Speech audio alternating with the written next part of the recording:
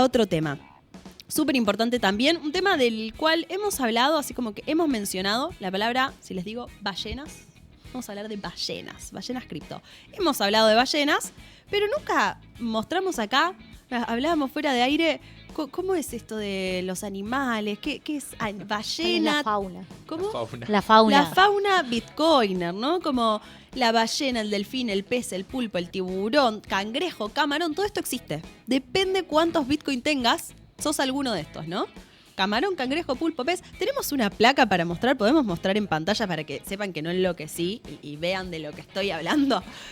Cuando hablamos de ballenas, hacemos referencia en Bitcoin a aquella organización, persona, gobierno que tiene más de 1000 Bitcoin. Ahora vamos a ver un ejemplo de qué ballenas conocemos, ¿no? Porque conocemos algunas ballenas, no en persona, me encantaría, pero las solemos hablar mucho de ellos. Fíjense, después las distintas clasificaciones allí. ¿Se usan estas categorías? ¿Ustedes las han escuchado? Yo la que más escucho es ballena, no sé si ballena es la que más escuché. Delfín creo que escuché alguna vez. Delfín lo escucho también. Pero muy poco. Poquito. Camarón nunca lo escuché. Yo sí lo ¿Ah, escuché. sí? Yo sí lo escuché porque representa la masa de bitcoiners asalariados. Que uno puede ser bitcoiner y asalariado. Y podemos ser todos camarones, digo. Sí, podemos ser camarones. Totalmente. Sí. El grupo de camarones. Anchoa. Sí, más chiquito. Tengo un SAT. Un SAT.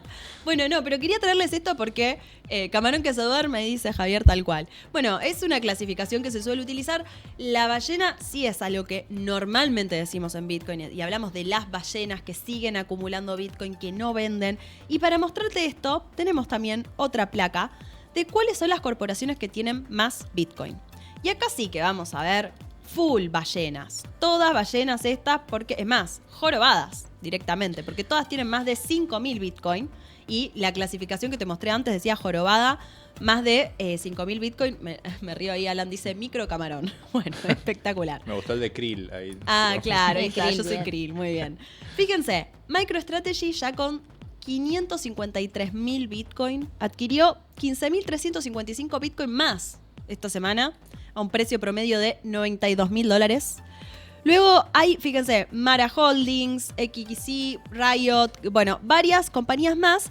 Y la otra que sigue comprando, que está ahí en el último lugar, pero entró a categoría jorobada gracias a esta última compra, es Metaplanet, que recientemente compró 330 Bitcoin a un precio de $85.605. Hace 1 o 2 semanas atrás fue esta compra, cuando el precio estaba un poquito más bajo, que es lo que le permite entrar en esta categoría ya de jorobada, porque ya llega a los 5.000 Bitcoin.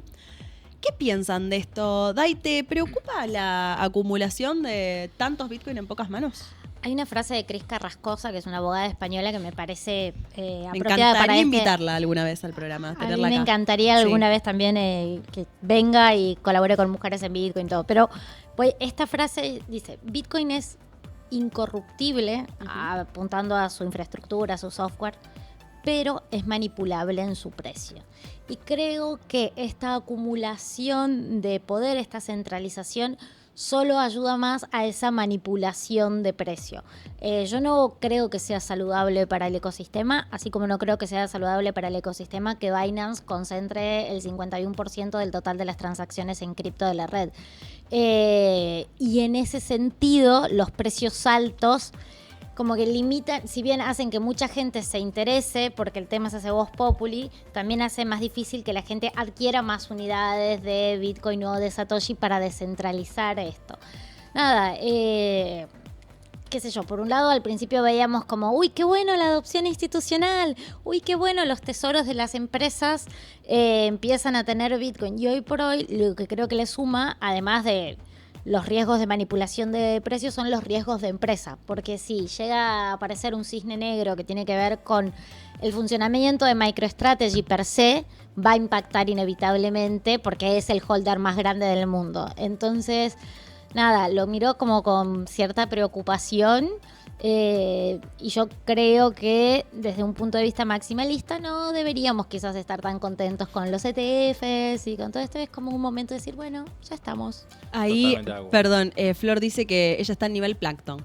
Me gusta. Diego, sí, Me ¿vos gusta. qué pensás de esto que dice? No, Dai? estoy totalmente de acuerdo. A mí, o sea, entiendo que que es parte inevitable de la adopción global, o sea, esa parte la entiendo. De ahí a ponerse a festejar cada vez que alguna de estas empresas compra, o ponerse a festejar cuando va a haber una reserva federal, una reserva estratégica. O sea, ¿en serio? Festejar me parece un montón. A mí no me parece que... De nuevo, ¿es inevitable? Por supuesto que sí. De ahí a festejarlo y celebrar que pase, no me parece que sea lo más saludable. Me encantaría que la adopción sea siempre más de... llamémosle de abajo para arriba, Sí, ¿no? de retail. De nuevo, va a pasar y Bitcoin tiene ciertas características que harían que, a ver, acumulación de capital en el mundo, inequidad va a haber siempre, es parte de la naturaleza humana, te diría. Entonces esa parte no me molesta. Y de hecho, de nuevo, por las características de Bitcoin, creo que el impacto sería menos pronunciado que en un estándar fiat, ponele, ¿no? Porque vos tenés el efecto Cantillon y un montón de cuestiones que la corrupción y manipulación centralizada que hacen que la acumulación sea como más exponencial. Dicho eso, igual tampoco está tan bueno, la verdad, porque no es solamente el impacto a nivel mercado, precio y todo lo que comentaba Dai. Después yo lo empiezo a pensar por ahí de forma más paranoica, a nivel red y protocolo, ¿no? En su momento, en el 2017, hubo toda una crisis en Bitcoin, por ejemplo, de el split de la cadena, ¿no? Bitcoin Cash, qué sé yo. Y la verdad que el poder de decisión que por ahí tenían, o el poder de influencia, voy a decir, que tenían por ahí exchanges, que tenían un montón de capital acumulado y de alguna forma decidían en nombre de sus usuarios, yo no sé qué puede pasar en un escenario donde gran cantidad de los Bitcoin estén en muy pocas manos centralizadas, donde creo yo que estamos hablando de corporaciones gigantes, de estados muy grandes. Yo no sé si van a estar muy contentos con las transacciones incensurables, la custodia personal, poder cruzar bordes, todas esas cosas que a mí por lo menos me parecen las más valiosas. Entonces, cuando lleguemos a ese punto de inflexión, ¿qué va a pasar ahí?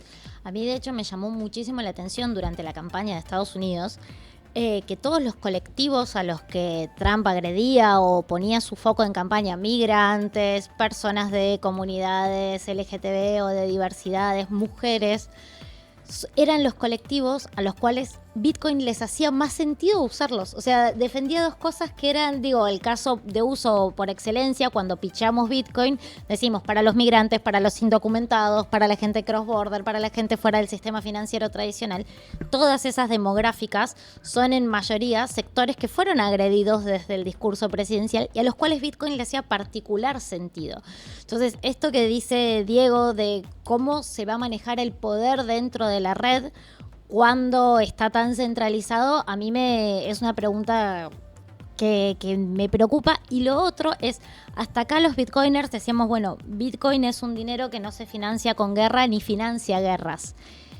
¿Y hasta dónde esa narrativa se sostiene cuando pasa a formar parte de las reservas de los estados que impulsan esos conflictos armados? No sé.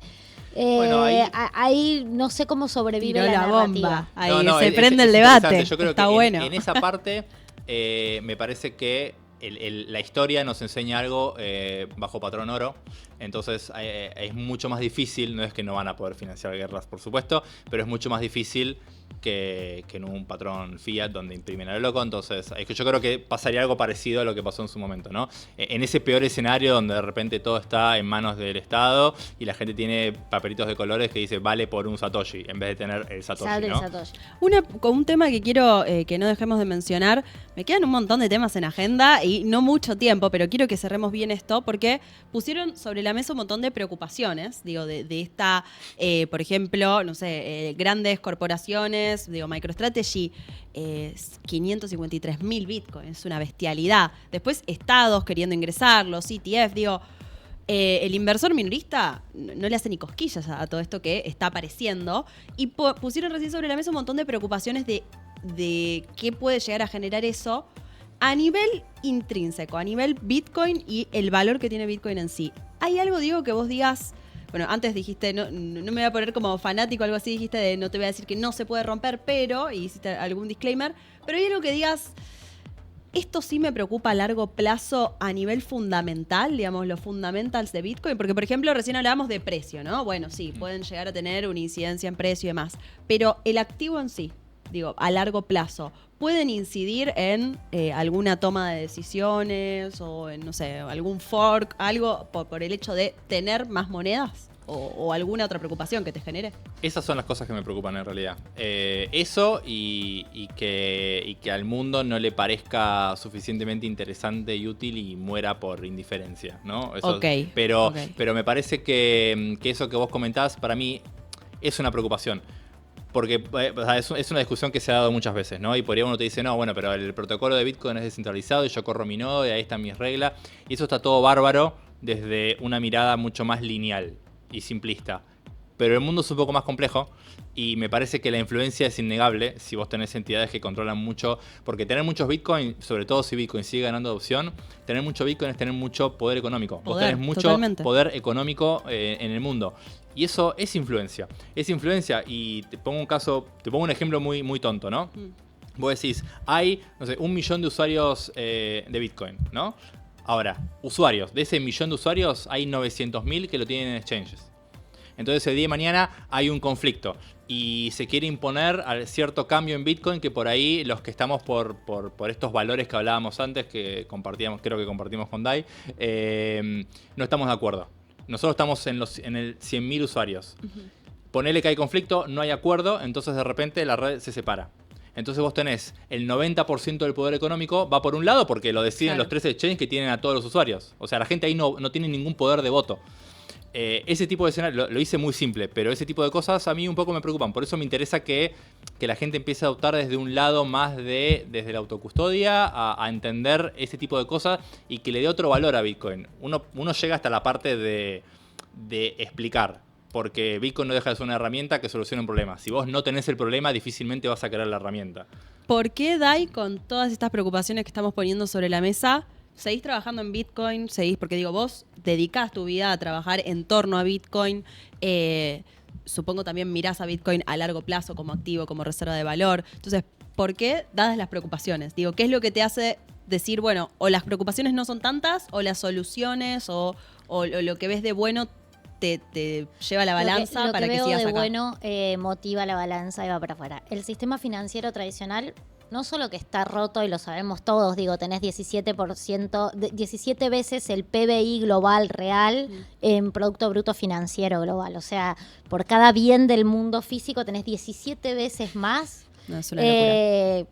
excedente de intereses financieros, emisión y todo eso. ¿Sí? Acá hay un problema y tenés la sociedad cada vez más polarizada, la riqueza más concentrada. No solo esa es la foto actual, sino que es un sistema que nació roto. Nació roto porque nació desde el vamos con los trabajadores afuera, nació con las mujeres afuera, nació con los migrantes afuera. Las barreras de ingreso al sistema financiero tradicional, al crédito, algo tan básico que me permita financiar mi casa, planificar un futuro, irme. No estoy hablando de ser el lobo de Wall Street, estoy hablando de una planificación, de un plan de vida digno. Siguen siendo expulsivos, siguen estando intermediados por terceros que son sujetos de poder y que en definitiva juegan con el valor de tu hora de trabajo, juegan con el valor de tu patrimonio, o como lo vemos en Argentina actualmente, con tu retiro, con tus jubilaciones. No, y ni hablar el dinero en sí mismo. Ya lo que ganás por tu trabajo es objeto de manipulación. Sí. Por eso digo, el valor, lo que puedes adquirir con eso, el valor más allá del precio, está intermediado por todas esas estructuras. Entonces yo encuentro en Bitcoin una herramienta de escala social. Sí me preocupan cosas como las que mencionábamos, o que empiecen blacklisteos de direcciones y algunas cuestiones que tienen que ver particularmente con la censura. Pero el caso de uso para mí le sigue ganando. Pero porque a mí me toca ser latina, estar en las periferias del sistema. Y un poco en la Argentina nacimos como Bitcoin. ¿Viste? Bitcoin no es una tecnología que viene de Silicon Valley o que la desarrolló JP Morgan o IBM. Es una tecnología que vino desde las periferias de Internet para los que estaban afuera del sistema financiero tradicional. Y mientras podamos mantener eso en su funcionamiento, en sus casos de uso, aunque seamos todos plancton y camarones, son pequeñas herramientas de soberanía. Yo particularmente creo que la adopción es igual a empoderamiento y vienen de la mano, y por eso laburamos para que la demográfica más excluida del sistema financiero tradicional tenga esta herramienta. Paradójicamente son mujeres, Pero, y digo paradójicamente porque somos las que menos hemos adoptado Bitcoin. Casi 8 de cada 10 personas que adoptan Bitcoin son varones. Y somos la demográfica a la que más les serviría. Pero eso te da una perspectiva, lo puedes trasladar a una situación país, lo puedes trasladar a una situación social. Creo que los que estamos afuera del sistema y queremos reglas diferentes, tenemos una herramienta por primera vez y hay que aprovecharla.